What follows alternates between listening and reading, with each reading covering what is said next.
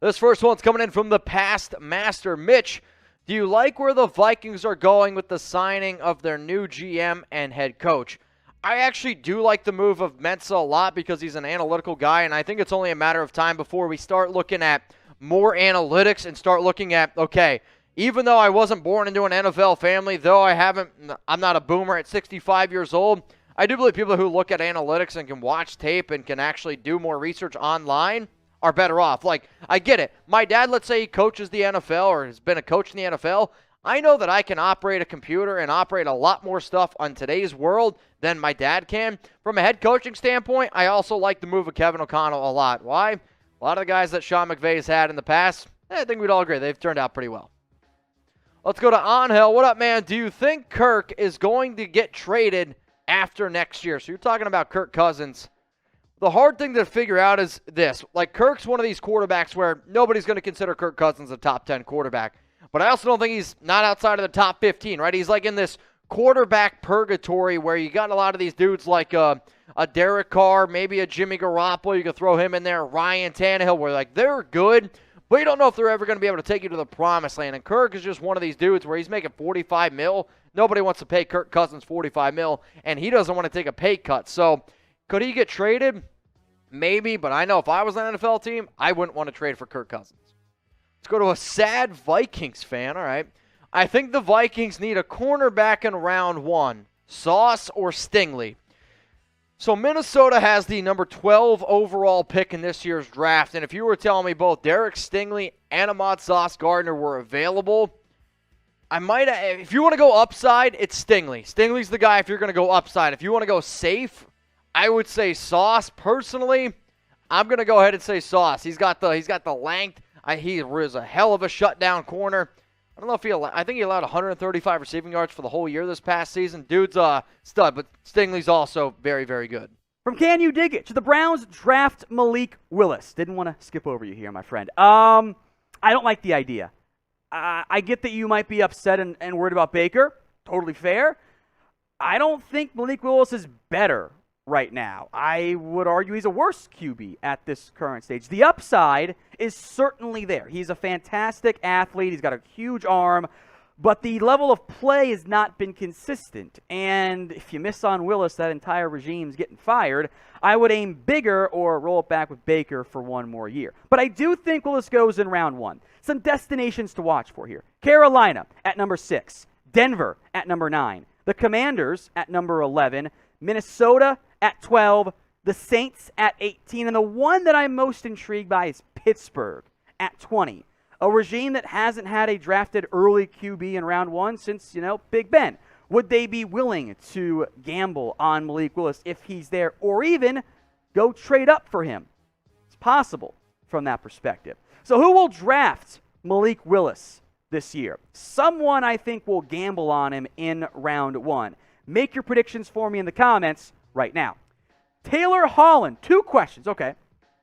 Best small school player that could go a little bit earlier than expected. And better comp, Devin Lloyd to Darius Leonard or Nakobe Dean to Roquan Smith-like impact. I like to do my player comps based on size and measurables. I think they're all actually pretty decent. I think that Lloyd will test better than Darius Leonard ended up testing this past year. Looking for, so I'll go Dean and Roquan, and just in terms of, obviously, if you get either of those guys, you're super hyped. Small school guy who's going to go earlier than expected. How early does Christian Watson go out of North Dakota State, the receiver? He could go maybe early day 2. Other very small school guys I could see going early. Trying to think of maybe names we haven't mentioned before at all here on the channel. Does Tyler Algier count as a small school? Is BYU? Probably not.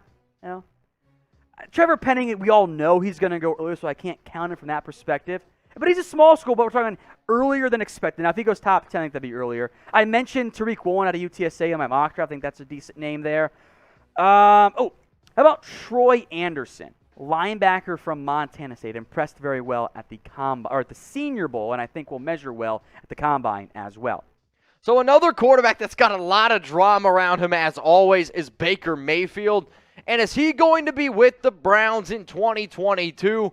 Go ahead and type your Y for yes, or you can go ahead and type your N for no. If you want to get a question about Baker Mayfield on the show, the way to do it is use hashtag NFL. Will the Browns have Baker Mayfield? Kind of frame it like that. So Y for yes, N for no. Will Baker Mayfield be with the Browns? So St. Patrick's Day, this might be breaking news to some of y'all. It's March 17th every single year. Every single year. Harrison Graham. So if you guys want to go ahead and get some awesome St. Patrick's Day gear for your favorite NFL team, go to chatsports.com/NFL Green.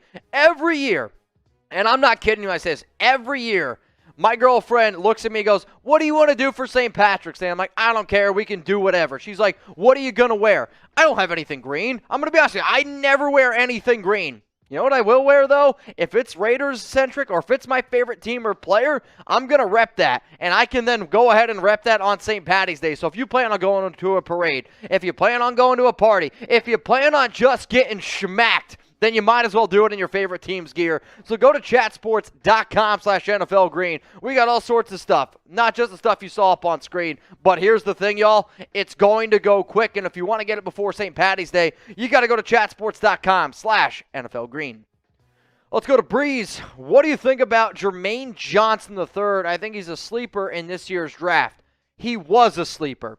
Jermaine Johnson about a month ago was going at like 30s range in some mocks. Heck, there were some people that weren't putting him in the first round. Now, when you see Mel Kiper putting Jermaine Johnson at number 13, I don't know if you could be considered a sleeper anymore. He's a good player. He's long, he's lanky, he's a good edge rusher.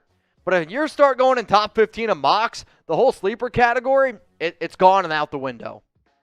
From Blood Wolf, thoughts on Drake Jackson for USC? You're banking on the upside. I got my notes done here. I got a second-ish round grade, at least before combine and stuff. He cut down his weight, dropped 25 pounds his freshman year. The production's always been kind of middling as well, but he's got bend and burst. He's young. He only turns 21 in April. There are flashes of those elite traits, but I don't trust him right now against the run, and he's got to add more power. So I think you gamble on that type of player in day 2. I hated how much USC dropped him into coverage. That was stupid by the Trojans, but I think there's upside there of a nice round 2 pick who emerges as a potential really solid edge 2 in the NFL. What position is taking the most the first round of the draft? So which position gets taken the most in the first round of the NFL draft? I'll say offensive tackle, because I could see 5 offensive tackles going in the first round. Quarterback's always going to be thrown out there. Wide receiver, we could see 6 wide receivers go. You know what? I'm gonna go wide receiver. That's going to be my answer. I could see 6 receivers going in the first round of the 2022 NFL draft.